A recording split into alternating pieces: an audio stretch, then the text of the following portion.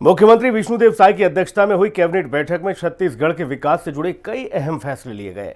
साय सरकार ने नशे के खिलाफ सख्त रुख अपनाते हुए 10 जिलों में एंटी नारकोटिक्स टास्क फोर्स के गठन और 100 नए पदों को मंजूरी दी है। सुरक्षा व्यवस्था मजबूत करने के लिए एसओजी के 44 नए पद स्वीकृत किए गए हैं। रोजगार बढ़ाने के उद्देश्य से फ्लाइट ट्रेनिंग ऑर्गेनाइजेशन और स्टार्टअप नीति 2025-26 को हरी झंडी भी मिली है। छत्तीसगढ़ क्लाउड फर्स्ट नीति को लागू करने की मंजूरी भी दी गई है। सीएम साय की अध्यक्षता में कैबिनेट बैठक। रोजगार बढ़ाने पर साय सरकार का फोकस। नशे के खिलाफ लड़ाई को किया जाएगा तेज। एसओजी के 44 नए पदों को दी गई मंजूरी। मुख्यमंत्री विष्णुदेव साय की अध्यक्षता में महानदी भवन में हुई कैबिनेट बैठक में कई अहम निर्णय लिए गए। इन फैसलों का सीधा असर कानून व्यवस्था, रोजगार, नगरीय सुविधाओं, नवाचार और डिजिटल कनेक्टिविटी पर पड़ेगा। साय सरकार का दावा है कि कैबिनेट के इन फैसलों से जहां एक तरफ कानून व्यवस्था मजबूत होगी, रोजगार के नए अवसर बनेंगे, तो वहीं छत्तीसगढ़ के समग्र विकास को नई गति मिलेगी।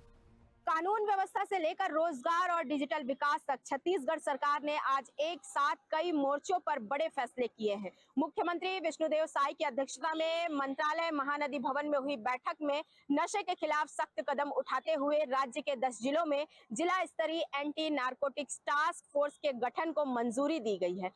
नशे के खिलाफ सख्त कदम उठाते हुए साय सरकार ने प्रदेश में मादक पदार्थों की रोकथाम को लेकर बड़ा फैसला लिया है। उप मुख्यमंत्री अरुण साव के मुताबिक वित्तीय वर्ष 2025-26 के मुख्य बजट में 100 नए पद स्वीकृत किए जाएंगे। 10 जिलों में जिला स्तरीय एंटी नारकोटिक्स टास्क फोर्स गठित की जाएगी। इसमें रायपुर, महासमुंद, बिलासपुर, दुर्ग, बस्तर, सरगुजा, कबीरधाम, जशपुर, राजनांदगांव और कोरबा शामिल हैं। इससे नशे के नेटवर्क पर प्रभावी कार्रवाई संभव होगी।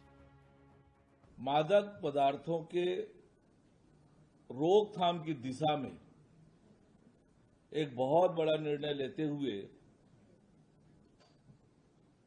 प्रदेश के 10 जिलों में जिला स्तरीय एंटी नारकोटिक्स टास्क फोर्स के गठन हेतु वित्तीय वर्ष 2025-26 के मुख्य बजट में प्रावधानित 100 नवीन पदों की स्वीकृति प्रदान की गई, जिसमें रायपुर, महासमुंद, बिलासपुर, दुर्ग, बस्तर, सरगुजा, कबीरधाम, जशपुर, राजनांदगांव एवं कोरबा जिला।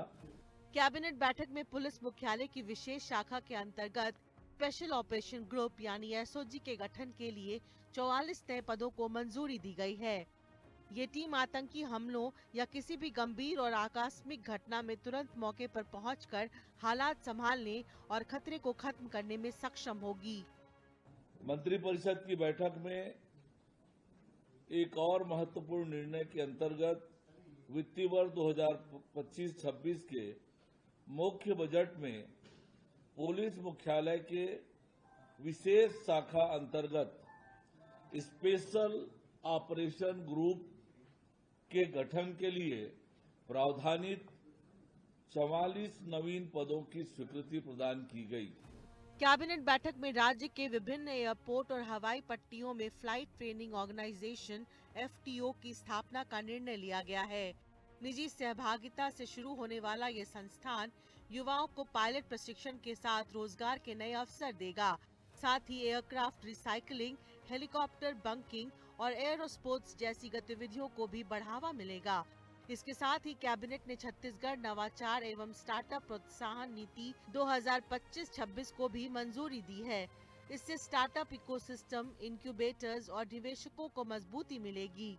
स्टेट स्टार्टअप रैंकिंग में सुधार के जरिए छत्तीसगढ़ निवेश का बड़ा केंद्र बन सकेगा। इसके साथ साथ कैबिनेट में कई और अहम निर्णय लिए गए, जिनके तहत गृह निर्माण मंडल और आरडीए की पूर्ण कॉलोनियां नगर निकायों को सौंपी जाएंगी। नया रायपुर में शासकीय कार्यालयों के लिए बहुमंजिला भवन निर्माण का निर्णय। बैठक में शासकीय भूमि आवंटन का अधिकार जिला कलेक्टरों को दिया गया है। कैबिनेट बैठक में प्रदेश में छत्तीसगढ़ क्लाउड फर्स्ट नीति लागू करने की मंजूरी। डिजिटल अवसंरचना को मजबूत करने के लिए मोबाइल टावर योजना को मंजूरी। 35 पूर्ण आवासीय कॉलोनी को नगर निगम और नगर पालिकाओं को सौंपने का निर्णय लिया गया है। इससे कॉलोनी वासियों को पानी, बिजली, सड़क और सफाई जैसी सुविधाएं मिलेंगी और दोहरे रखरखाव शुल्क से राहत मिलेगी। राज्य में छत्तीसगढ़ क्लाउड फर्स्ट नीति लागू की गई है। इसके तहत सभी विभाग केवल भारत सरकार द्वारा अनुमोदित क्लाउड सेवाओं का उपयोग करेंगे। कम प्राथमिकता वाले डेटा का माइग्रेशन 2026-28 तक और उच्च प्राथमिकता सेवाओं का 2029-30 तक किया जाएगा। इससे लागत घटेगी, साइबर सुरक्षा मजबूत होगी और नागरिक सेवाएं 24 घंटे उपलब्ध रहेंगी। कैबिनेट के इन फैसलों से जहां कानून व्यवस्था को और मजबूती मिलेगी, वहीं युवाओं को रोजगार, डिजिटल कनेक्टिविटी और नगरीय सुविधाओं के विस्तार का रास्ता खुलेगा। नशे के खिलाफ सख्ती, तकनीकी आधारित शासन और योजनाबद्ध विकास के जरिए सरकार ने साफ संकेत दिया है कि प्रदेश को सुरक्षित और आधुनिक और आत्मनिर्भर बनाने की दिशा में काम तेज किया जा रहा है। निशा द्विवेदी, हिंदी खबर, छत्तीसगढ़।